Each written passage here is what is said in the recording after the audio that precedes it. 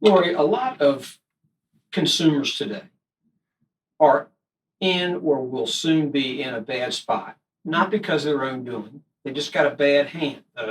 They've just been informed last night that their business will cease to exist 2 months from now. Mhm. What advice can you give them as to where should they start other than recognizing that I have a problem? Where do they go? There are a number of resources that I would direct people to.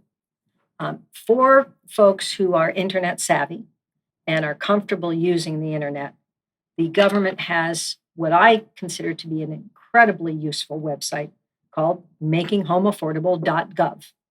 And that website has sort of soup to nuts description of what to do, what your options may be, how to contact your servicer, where to get assistance from nonprofit housing counselors.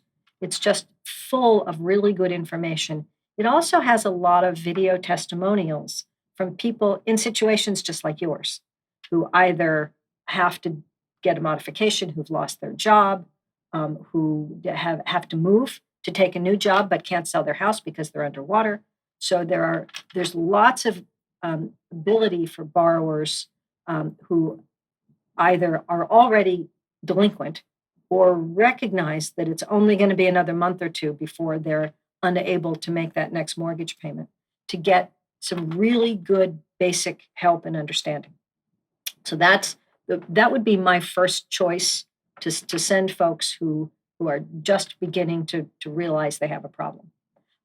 If you need immediate assistance, we have a 24/7 telephone helpline called it's the Hope Hotline, and it's 888-995-HOPE. That hotline is manned all the time. You can talk to someone, you can explain your situation, and then they will route you right there, not say, well, we'll get back to you later. They will give you a warm transfer to a housing counselor who can give you much more in-depth information about your personal situation. That's a free service. Treasury pays for that service. And we want to make sure that everybody has access to good and reliable information that they don't have to pay for. So those are the first two places to go. We always advise borrowers, if you think you have a problem, or if you already are delinquent, immediately contact your servicer. The servicers are not the bad guys. They are not the enemy. Despite the bad press, despite the robo-signing, despite all of that stuff, the people at the end of the phone when you call your servicer have been, over these last few years, specially trained to help you resolve that situation. Servicers don't want any more foreclosed properties. They can't afford to take any more REO into their shops.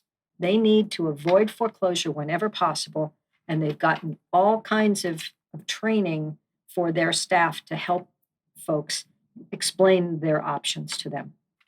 So by all means, makinghomeaffordable.gov website, the HOPE hotline, 888-995-HOPE, or call your servicer directly. Those are probably the three best options. What is the worst option is to go online and type in foreclosure help and get any one of the 40,000 scams where borrowers are encouraged to fill out an online form that they then send in, and they say, we can help you. We know how to talk to your servicer on your behalf. Just send us money and we can work this out. The number of borrowers that are being victimized every day by unscrupulous folks who promise that they can get loan workouts, promise they can get a short sale, promise they can deliver outcomes that are absolutely not there for those borrowers. It is unconscionable. And so I strongly encourage all borrowers and agents counseling their borrowers to push them towards HUD-approved nonprofit housing counseling organizations. On the HUD website at hud.gov, you can get these counseling organizations. They're in the yellow pages. Or the makinghomeaffordable.gov website has access to local housing counseling agencies. Deal with reputable nonprofits as opposed to anybody who asks you for money before you get help. Run as quickly as you can.